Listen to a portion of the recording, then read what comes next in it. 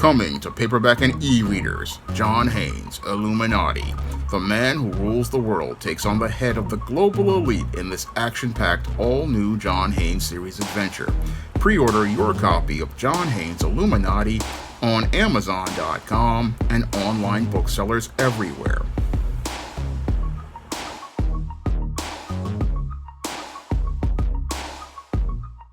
New York City is starting to implement a curfew on migrants at several shelters in the city.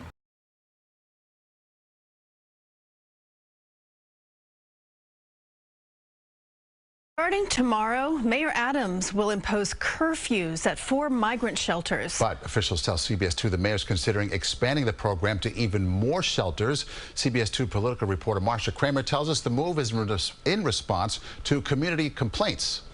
With thousands of migrants still arriving in New York City, Mayor Adams has decided to impose a curfew, 11 p.m. to 6 a.m. at 4 shelters catering to approximately 1,900 people. The shelters include the JFK Respite Center in Queens, another Queens shelter on 35th Avenue in Astoria, the Lincoln Shelter on 110th Street in Manhattan, and the Stockton Street Shelter in Brooklyn. Part of it is just sort of to better help us manage things at the site. Part of it is community feedback. But imposing the curfew at the 4 shelters is just the beginning. The commissioner says the mayor is looking to expand the curfew program to many of the 200 shelters and respite centers it operates. The mayor has asked us to take a hard look at figuring out how we do it across the system. And the question as to whether it makes sense to do it across the system. Community complaints have ranged from panhandling, shoplifting, going door-to-door asking for clothing, and violent episodes. One shelter not included in the first wave of curfews is the mega shelter at Floyd Bennett Field. NYPD data indicates that after the shelter opened, robberies and thefts spiked in the 63rd precinct, which covers Floyd Bennett Field. Is Floyd Bennett Field one of the ones you're thinking about putting a curfew in? Yeah, look, all of the ones that don't have curfews, we're looking at how we could implement a curfew and what that would look like. And so certainly that one's on the table. One of the things that we're always looking to do is figure out what can we do to keep people who are in our care safe? What can we do to have less of an impact on the communities where some of these shelters and respite centers are placed. And one tool of ours to do that is curfews. Shelter residents can get passes to come in late if they have work, travel, legal appointments, and medical needs. I'm Marsha Kramer, CBS 2 News. Now, according to reports, these curfews are being put in place in these 4 shelters as a test because of allegations of migrants panhandling, shoplifting from local businesses, and also going door to door asking for clothes and other solicitations for donations, and also going and participating in violent episodes when they can't get their way. Now, these migrants participating in these behaviors is very similar to what was reported to happen on Long Island when migrants started to come out to several Long Island counties early on in the migrant crisis, and that was quickly shut down by people in those counties who didn't want this behavior to continue to go on and destroy the quality of life in those suburbs. And what's going on here in New York City is that you have many residents who live in these areas where these shelters are. They are dealing with the same decline in their quality of life that those individuals in the suburbs were dealing with as related to migrants being moved into these areas and moved into these areas really without a plan outside of warehousing them. Now, New York Mayor Eric Adams basically created this migrant crisis and led to a decline in the quality of life for all New Yorkers, all because of his ego and all because he wanted to go out here and virtue signal to New York Governor Kathy Hochul and President Joe Biden in an effort to show that he was going to preserve the policies of Bill de Blasio and Andrew Cuomo as related to the ideal of a sanctuary city, a concept that was created to give individuals who entered the country illegally a place to stay in a local city in an effort to spite Donald Trump as related to his approach to using immigrations and customs enforcement to deal with people who entered the country illegally at the border.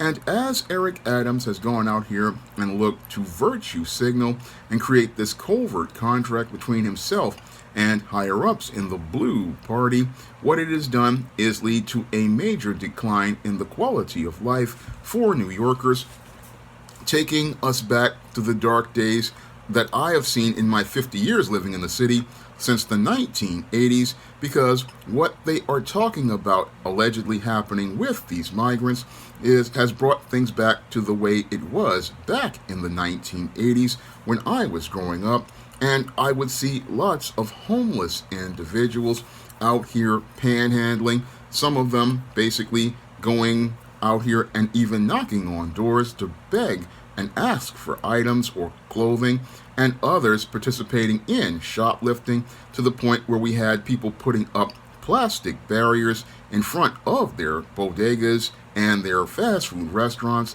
which was partially done because of these individuals coming into the business, and others was due to the stick-up kids. And we had a lot of people participating in violent episodes due to their addictions at the time to heroin and crack cocaine.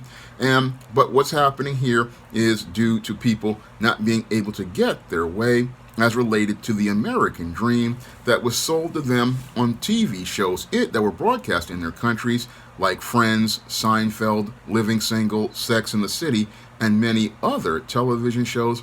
And since these individuals have gone and crossed the border and thought they were going to get an American dream and wound up in an American nightmare, they are now extremely upset.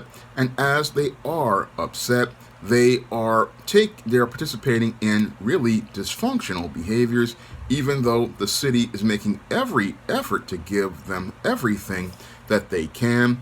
And it really shows how things have basically deteriorated as related to this entire migrant situation, because when you have people participating in antisocial behaviors, it shows that the city doesn't have a good handle on things. And the reason why the city doesn't have a good handle on things is because Eric Adams did not really start out looking to set boundaries with the migrants or let them know what the rules were like he would homeless people who are New Yorkers and U.S. citizens, because as somebody who worked with the homeless as a part of the AmeriCorps Vista program for the Strive Job Readiness Workshop about 23 years ago, I remember being told that there were curfews for residents of New York who were homeless, and that's mainly one of the reasons why people didn't like staying in the shelters, because there was a rule you had to be in them by a certain hour, and a lot of the people who participated in behaviors like panhandling or had drug addictions, they didn't really like going to the shelters because the shelters had rules. And that's what is not happening with the migrants, because Eric Adams wanted to go out here and look to get brownie points with Kathy Hochul and the Biden administration, and did not set any boundaries. Now, they say they didn't do this because many of the migrants had to work late nights. However, where are they working if you have no working papers? Critical question I have to ask Eric Adams, because the whole thing is the reason why these individuals are working is because, one, it's done because many employers basically want to exploit these individuals, and you have the city enabling them, and two, they want to give these individuals jobs because they don't want to give black people jobs. So these individuals, they say that they have to work late nights and they need time to come back and have a place to come back. However, it seems like many of these migrants are abusing this whole path, not enforcing that policy, and that's what's leading to them looking to try to create rules for these migrants right now. What's leading to them looking to create a policy on the migrants is their out of control behavior, and the main reason why their behavior is out of control is because the mayor never really set a boundary, and he didn't want to set a boundary because he thought that he could gain favor with Joe Biden. And as he was running this jive game and looking to bootlick and brown nose, hoping that the Biden administration would cover the cost and then cover taking care of the migrants, what happened was Joe Biden really didn't get involved, and he didn't get involved because he understood that if he were to start talking about supporting migrants, his already low approval rating, which is now at 33%, would drop even further. And he also knew that he could not get the money from Congress because with the Congress currently being red, there was no way he was going to be able to get that funding to take care of these migrants. But Eric Adams didn't understand this chess game that was going on as related to the subtle politics transpiring around him, and as a result, he wound up getting checkmated as he held up a green Candyland card. And as he's held up that green Candyland card, what has happened is life in New York City has gone to crap, and it's gone to crap because he has decided to go out and bring in all of these migrants who have entered the country illegally, give them passes for their reckless and egregious behaviors, and allow them to be able to basically have free reign over a city better than New York residents. And now what they want to do is a half-hearted gesture to go out and try to restrain their movement, and he's going to try to do this to make it look like he's doing something, when in actuality it's not going to have much of an effect at all on the policy, on things as related to the migrants' behavior, because the way you deal with individuals who have violated your personal space is to check them at the door, and sadly America has not checked the migrants' out-of-pocket behavior at the door. And since they haven't checked the migrants' behavior at the door, they continue to escalate their behavior, and they continue to escalate their behavior because no one ever set a line for them. That's what really is the problem here with the migrants, and this is why they're trying to implement a curfew, trying to put a line in the sand, but it may be too little too late, and that just shows the ineffectiveness of Eric Adams as a leader in this situation. No, he was too busy following behind Kathy Hochul, Joe Biden, Andrew Cuomo, and Bill de Blasio to be his own man. And because he isn't his own man, this sanctuary city has turned into an asylum, and we have inmates currently running the asylum because there's nobody really leading New York City. And just like with the days of the Abe Beame, Ed Koch, and David Dinkins administrations, what is happening is because there's nobody leading the city and setting order, this is why we have this chaos with the migrants, and we have this chaos with the migrants because of the lack of leadership. And that lack of leadership comes from the cream of wheat man not knowing how to cook. And because the cream of wheat man doesn't know how to cook, he's making a mess in the kitchen and serving up a whole lot of chaos in New York City that has brought down the quality of life for New York City residents. And he says that the migrant crisis will destroy New York City.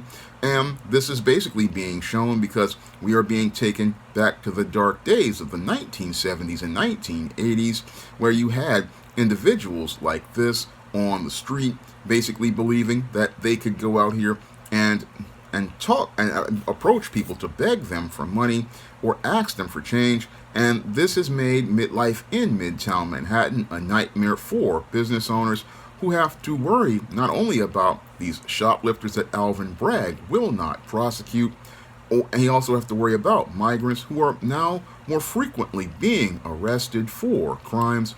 And the whole reason why you have this complete decline in the quality of life is due to Eric Adams' inept leadership.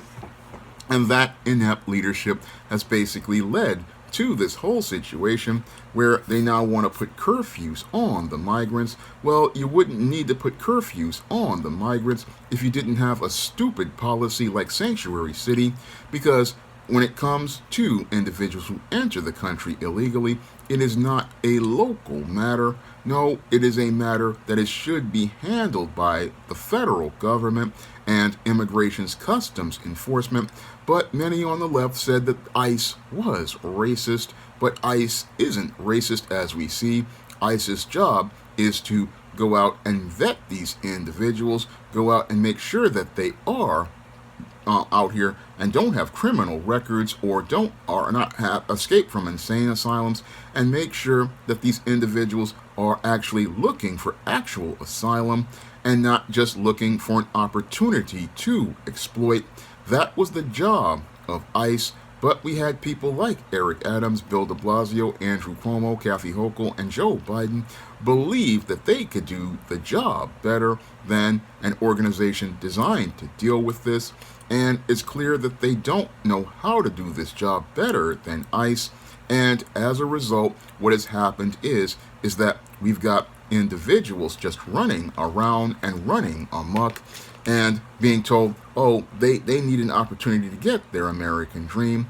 Well, you don't really get a chance to get your American dream if you make everybody else's life a nightmare, because while America offers people a life, liberty, and the pursuit of happiness, we are a nation of laws, and people who want to come here and want to get that opportunity usually follow the law, but that flies over the heads of politicians who are looking to virtue signal. It flies over their heads because they want to believe that they can bootlick and brown nose their way into higher positions of power, but they're looking for power only creates chaos, and that's what we've got on the streets of New York. And the whole thing is, these curfews aren't really going to stop anything. No, we need a curfew at the border, and we need a boundary set at the border to preserve national security and establish structure and order for those who want to immigrate into the country legally. Now, if you want to pick up some of my books on the SJS Direct imprint, like the ISIS series, the Steam series, the John Haynes series, the books of the Spinsterella trilogy, my black sorority novel, The Thetas, or my vampire novel, Eternal Night, you can find those books in paperback and Kindle format on Amazon.com and at other online booksellers such as Barnes & Noble, Smashwords, the iBookstore, Google Play, and Barnes, and other stores like Walmart and Target. And if you'd like to see me make more videos about the migrant crisis here in New York City, you can send a donation to the Patreon, the PayPal, or the Cash App by clicking the links in the description box.